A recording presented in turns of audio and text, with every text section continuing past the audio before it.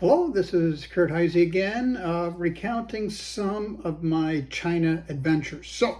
Um, where I left you in episode 2, I had just arrived in Wuxi for my first trip.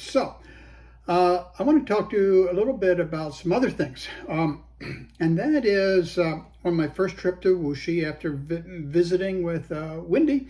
I went to the main factory that I was planning to visit, and there I met a fellow that I'm going to call Tom. Now, a lot of times when I use these names in China, I'm not going to use their real names just for privacy's sake and so that they don't get trouble.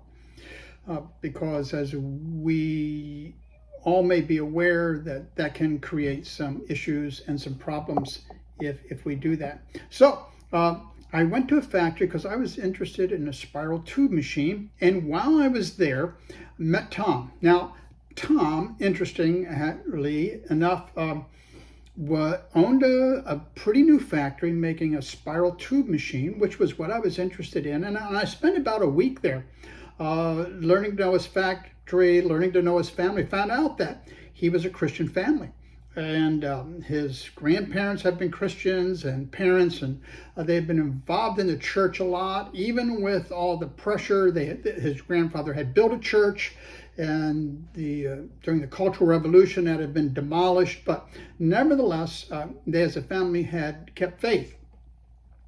And so I was around the factory and was very interested in working with him and their engineers on that type of thing.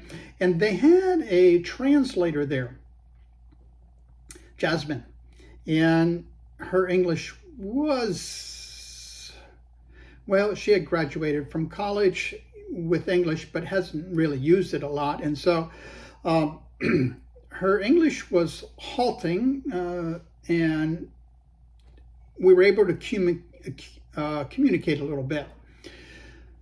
But she introduced me to a roommate of hers that worked at another factory that was in charge of developing an export department at another factory.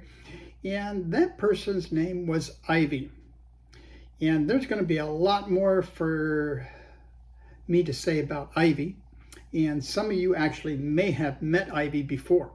But she texted or messaged her friend Ivy and said, hey, there's a very interesting American, and because you're good at English, I think maybe you should talk to him. So pretty soon, back in those days, we used MSN Messenger. That's how old and how long ago that was. Developed a relationship with Ivy that continues to this day. My relationship with Tom continues to this day, 18 years. Tom was just in my home here in Florida. He's coming back with his family and some of his staff in February. And so you never know what is going to happen with the people that you meet. And here's my takeaway that I have in all these things is that every person you meet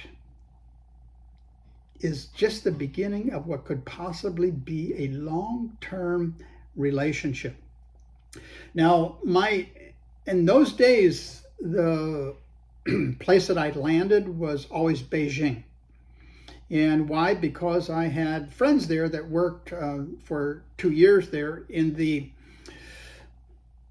embassy, the U.S. Embassy. And so I would land there, I would visit them for a few days, get over some jet lag, and meet some people. And every day I would go get on the subway train and I would go downtown when I stayed there, because I explored around there quite a lot. And there's a guy that I would sit next to whose English was not very good, but we would begin to talk a little bit. And he was also a fairly new believer. I'll tell you that story coming up, but that's a pretty interesting story. So try to get some of the next episodes when I share that story.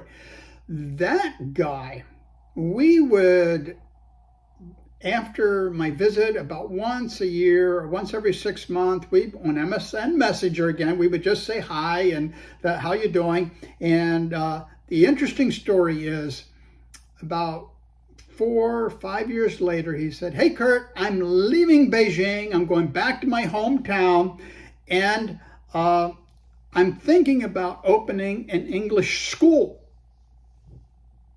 That's the beginning of another whole story, which I will share later. But what I'm saying is that sitting next to that guy daily on the train started a long-term relationship that had huge impact on many, many people. So whenever you meet a new person, you never know the impact that that's going to have. So think of the person that you're going to meet today, that may be a stranger that you don't know, and they may not seem too ordinary. You know, Tim, who I sat next to, his English was not something that I was ever going to work with, but you just never know what's going to happen.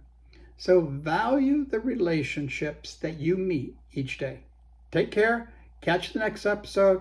Click like and subscribe if you'd like to get more. Take care.